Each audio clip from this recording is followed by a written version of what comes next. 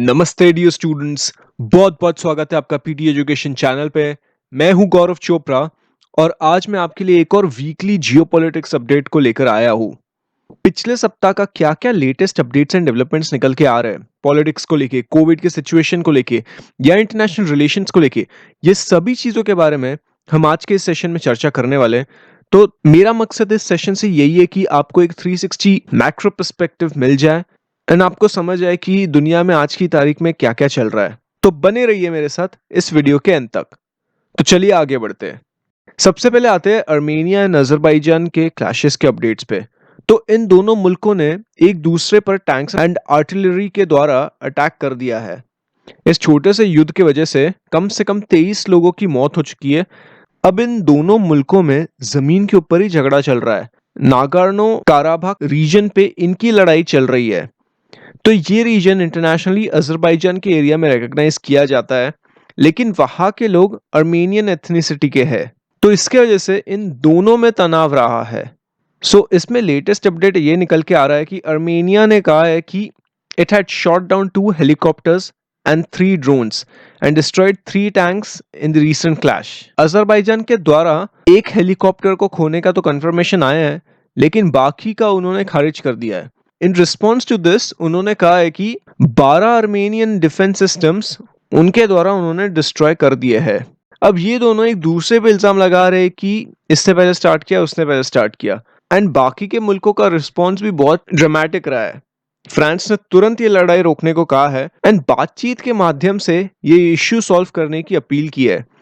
Iran has also offered to broker peace talks. दुनिया में कोई भी कंट्री इन दोनों मुल्कों में वॉर तो देखना चाहेगी नहीं, क्योंकि दुनिया पहले ही कोविड के वॉर से जूझ रही है, राइट। अगला अपडेट अमेरिका इजराइल को निकल के आ रहा है। तो यूएस ने ईरान पे सैंक्शंस लगाना चालू कर दिया है। तो रिसेंटली आईएईए ने ईरान के एक न्यूक्लियर साइट पे सुपरविजनिंग की थी। अब कौन कौन जानता है आईएईए का फुल फॉर्म? मुझे ये चीज कमेंट सेक्शन में बताओ। तो जब आईएईए ने ईरान के एक न्यूक्लियर साइट पे सुपरविजनिंग की थी, तो उसमें से ये निकल के आया था कि ईरान एनरिच्ड यूरेनियम बहुत बहुत ज्यादा प्रोड्यूस कर रहा है। इनफैक्ट ये 10 गुना से ज्यादा निकल के आया है। तो इस पे यूएस ने ईरान पे सैंक्शंस लगा दिए थ्रू अ स्नैपबैक प्रोसेस, जिसमें बाकी यूएन के मेंबर्स इस पे आपत्ति जता रहे कि यूएस के पास ऐसी अथॉरिटी नहीं है ये चीज एग्जीक्यूट करने की। अमेरिका के ये sanction specifically arms embargo UN ने रिकॉग्नाइज करने से इनकार कर दिया है। Arms embargo is a restriction और a set of sanctions that applies solely to weapons.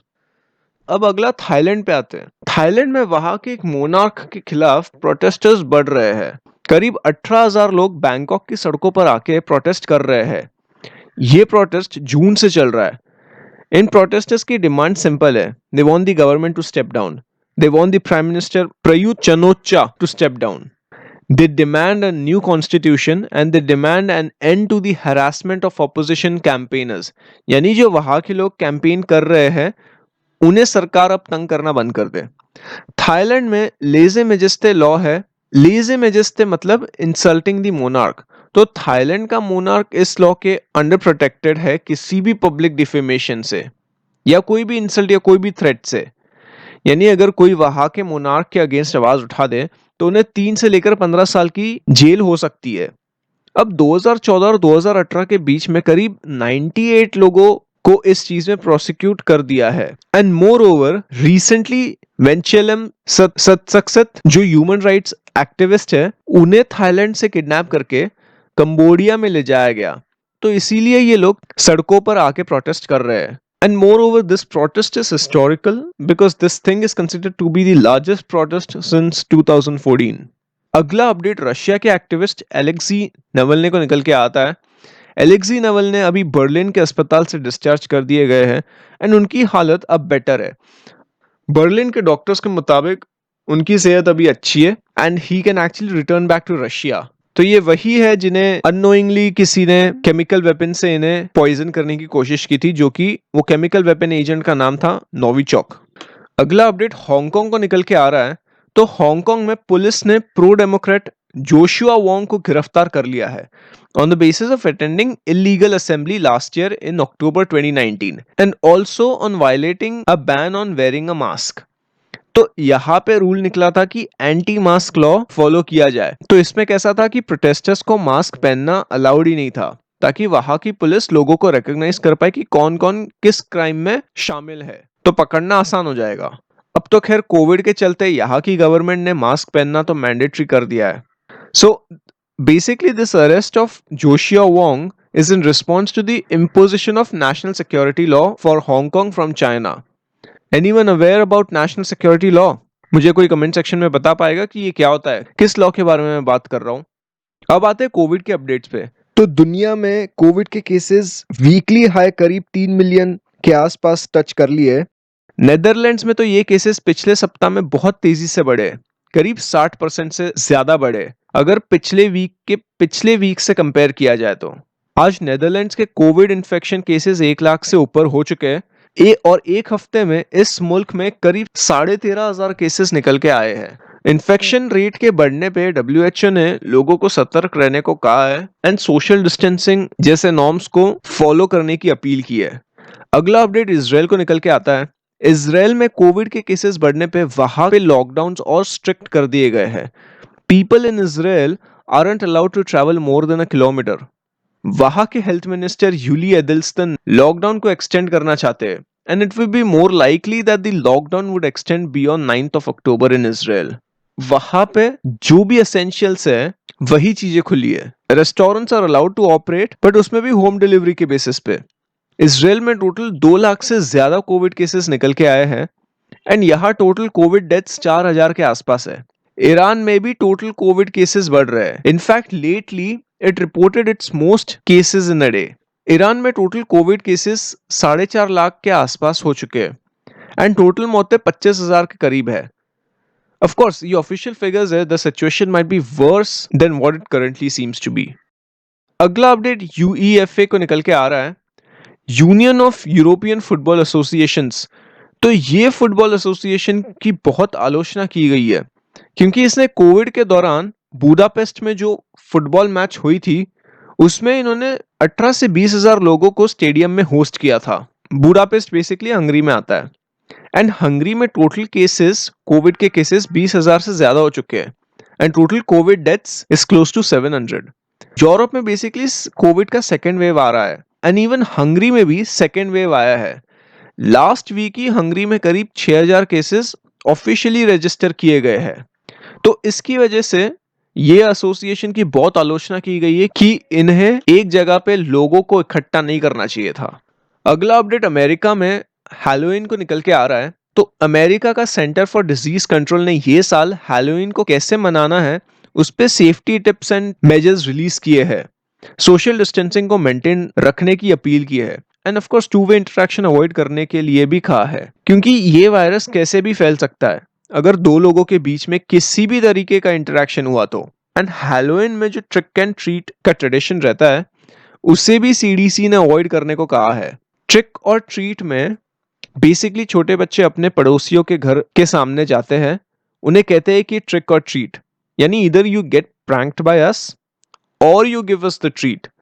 तो ये हैलोवीन में यहाँ का एक ये ट्रेडिशन है एंड इसमें फिर सामने से जो पड़ोसी रहते हैं वो उन्हें गिफ्ट्स देते हैं। So in this case this is a two way interaction, right. तो इसके वजह से कोविड फैलने के चांसेस बहुत ज्यादा है एंड ऊपर से ये बच्चे बल्क में आते हैं। Now to avoid this some people have actually come up with really innovative things like the one you see in the picture. ये इमेज में ट्रिक और ट्रिक के परंपरा को चलते रखने के लिए a guy from Ohio has actually invented this pipe and ये पाइप बेसिकली 6 से 7 फुट का होगा एंड इसमें से ही गिफ्ट्स या चॉकलेट्स जाएगी। So this would actually help to maintain social distancing and परंपरा भी नहीं टूटेगी इन लोग की, है ना। अगला अपडेट स्पेन को निकल के आ रहा है। तो स्पेन में कोविड केसेस बहुत बहुत तेजी से बढ़ रहे हैं, जैसे कि आप यहाँ पे इस ग्राफ में देख सकते हो। Compare to all of these European nations Spain is at the top. Spain के केसेस सबसे ऊपर है, specifically if you look at the total cases per 100,000 people. वहां के हेल्थ मिनिस्टर साल्वाडोर इला ने सख्त से सख्त मेजर्स लेने की अपील की है। मैड्रिड अकेले ही 33% Covid cases and Covid deaths का फिगर लेके बैठा हुआ है अगर हम स्पेन के टोटल कोविड केसेस की बात करें तो। और आखिरी कोविड रिलेटेड अपडेट यूके को निकल के आ रहा है। यूके में कोविड के केसेस के बढ़ने पे नए रेस्ट्रिक्शंस अनाउंस किए गए हैं। बोरिस जॉनसन जो यूके के प्रधानमंत्री है, उन्होंने काफी सारे रेस्ट्रिक्शंस अनाउंस किए हैं एंड ऐसा इंप्लाई भी किया है कि शायद ये मेजर्स अगले 6 महीने तक फॉलो करना पड़ जाए। पब्स, बार्स, रेस्टोरेंट्स ये सब बंद रहेंगे। वर्क फ्रॉम होम को उन्होंने आज की तारीख में अभी एंकरेज किया है। पहले वो एंकरेज नहीं करते थे। पहले वो चाहते थे कि लोग ऑफिसेस जाए एंड इनफैक्ट यूके में लोगों को ऑफिसेस में लौटने पे इंसेंटिव्स भी ऑफर किया जा रहा था। बट अभी ऐसा नहीं है, अभी सिचुएशन अलग है। जॉनसन ने साफ साफ वर्क फ्रॉम होम को फॉलो करने का आदेश दिया है एंड यहाँ पे रूल ऑफ 6 भी एप्लीकेबल होने वाला है। तो कोई जानता है कि रूल ऑफ 6 क्या होता है? कोई कमेंट सेक्शन में मुझे बताओ।